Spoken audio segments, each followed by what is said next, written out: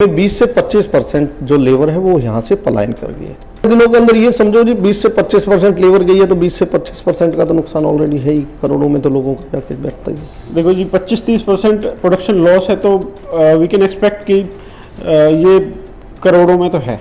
31 तारीख को ही नौ हिंसा के बाद धीरे धीरे मेवात में जीवन पटरी पर लौट रहा है, लेकिन उसके बाद भी रोज का में औद्योगिक क्षेत्र में उद्योगों पर भी इस हिंसा का दंश देखने को मिला है।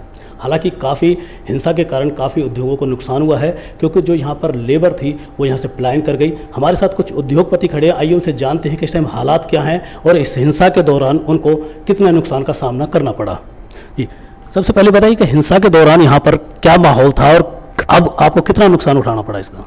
हिंसा के दौरान तो यहाँ डर का माहौल था।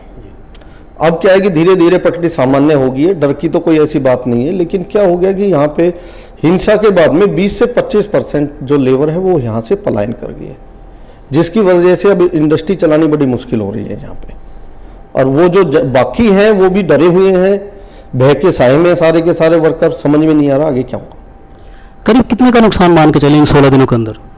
16 दिनों के अंदर ये समझो जी 20 से 25% लेबर गई है तो 20 से 25% का तो नुकसान ऑलरेडी है ही, करोड़ों में तो लोगों का जाके बैठता ही है।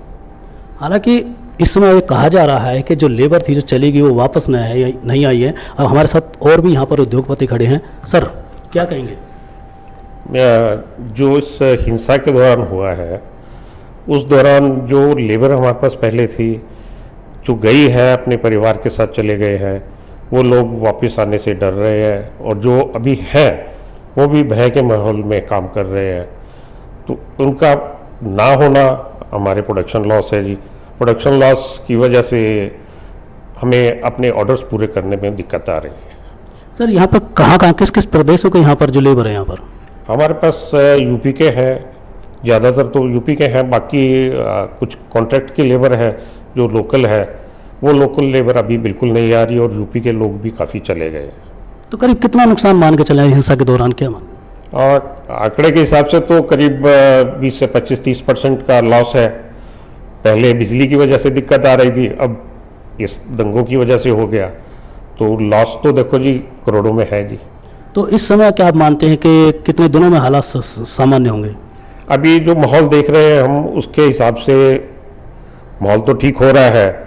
लोगों में सिर्फ भय का माहौल है कि, और हम उम्मीद करते हैं कि प्रशासन इसकी उचित कार्रवाई करेगा और सब हालात सामान्य हो जाएंगे। हालांकि उद्योगपतियों का कहना है कि यहाँ पर भय का माहौल जरूर है, लेकिन उन्हें लगातार नुकसान भी हो रहा है, लेकिन उन्हें प्रशासन से उन्हें उम्मीद भी है कि उन्हें जल्द राहत मिलेगी।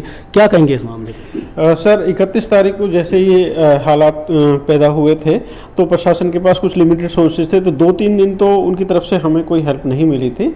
बट इन बिटवीन पूरी एडमिनिस्ट्रेशन इंक्लूडिंग मिस्टर मुदगिल आए थे, तो उन्होंने इंश्योर भी किया और एश्योर भी किया कि कोई इशू हो तो आप इमीडिएट हमें इन्फॉर्म करें।